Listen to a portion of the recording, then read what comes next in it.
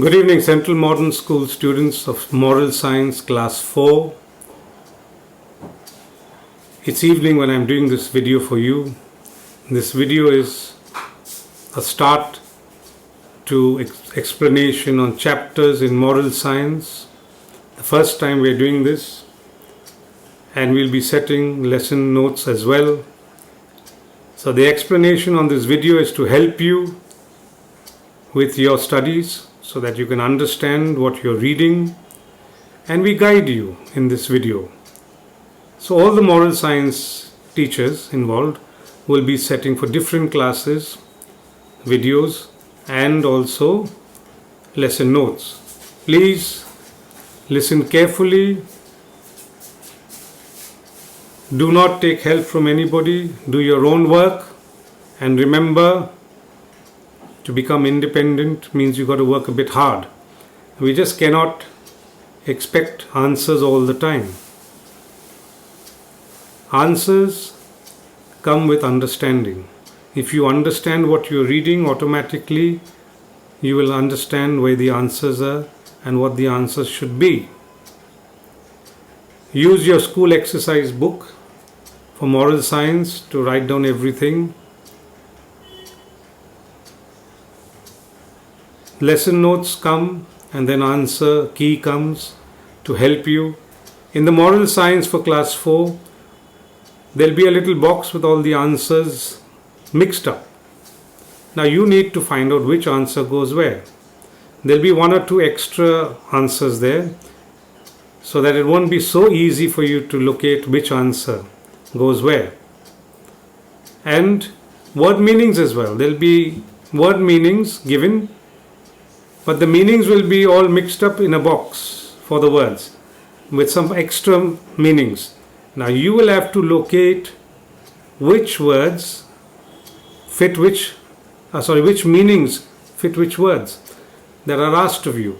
So be very careful. It's more fun. This way there is more fun in it. So answers also, if there are questions, there'll be 4 or 5 answers given for that question, of which one answer will be correct. You'll have to find out by reading the story which answer suits the question. So it's a different way of making learning a bit fun, having fun with learning. So with that, I'm going to explain the first story in moral science for class 4. It's called The Thrifty Tailor. Now, thrifty means someone who's very careful with spending, with money. Okay? It's not a bad word, it's a nice word. If you get too thrifty, then you'll be labeled with certain names. So the thrifty tailor was a very poor man in a village, and he used to feel very cold during the winter. So what did he need to protect himself in the winter? Obviously he needed something warm, and he was wanting a coat, because he's a tailor.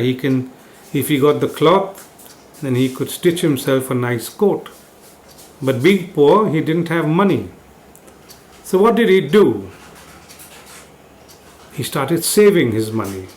So slowly but surely he saved enough money to buy cloth so that he could stitch a nice coat. And that's what he did. So he stitched a nice coat for himself and used it for a very long time, till the coat wore out.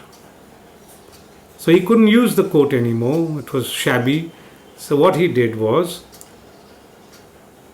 he used the good parts of what was left in the coat, and he made himself a jacket.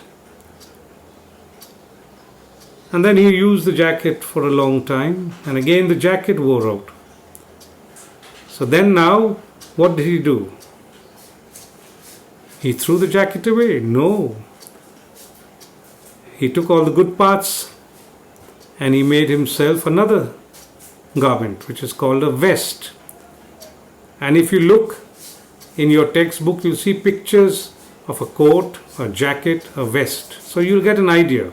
The pictures are there. You should be looking at your book as you're listening to me, so that you can follow what I'm saying. Then when the vest became old and it was used enough, and he didn't have any more use for it, He didn't want to throw it away, so he found use for the good parts. So he took the cloth that was still usable and he made himself a hat. Now this hat also was worn for a long time and it wore out. Everything wears out in life. Nothing lasts forever. So what he did, whatever parts of the cloth that were good, he made something else, and he made buttons, and that was the last thing he could make. So he made 5 things with the cloth that he bought. So what were the 5 things he made? The first thing he made was a coat. Second, a jacket. Third, a vest. Fourth, a hat. And the 5th one, a button, or maybe more buttons. So these are the 5 things he made. What does the story teach you? It teaches you not to waste, to use things over and over again, to reuse, recycle. This is what the story is teaching you. That is the moral of the story. The story teaches you value for your possessions, value for your money. Don't waste. Remember, when you are going out to a restaurant, etc., order what you need. Don't over order and then waste. Wasting is not a good thing, because there are many people out there who are very poor, who cannot afford and don't have what we have. So with that, read the story carefully, look at the lesson notes, answer all the questions in your prescribed school copybook or exercise book. Do the work on your own. Doesn't matter if you get one wrong or all wrong. It doesn't matter. This is not an examination. This is just work to give you to see whether you can understand what you read, whether you are independent in working. If you keep depending on other people, you will become parrots. So to avoid that, we want you to do things on your own. If you don't understand, yes, you can ask someone to explain something, but do the work on your own. In your exercise book, all writing must be done with black pen, and make sure that you write. We don't want to see somebody else writing for you. Anything, it's not allowed in all the subjects. I'm speaking to moral science students, and they're very few in number. Those who don't take computer take moral science. So remember what I'm telling you. Moral science is a very important subject. It teaches you ways of life, how to behave, how to be disciplined, how to listen to instructions, how to be safe, how not to waste, like today's lesson tells us, not to waste, to reuse, to recycle. So with all that, I wish that this first moral science video and the accompanied lesson note changes your way of thinking. Don't waste your time. Use your time sensibly. Be busy. Don't waste time also.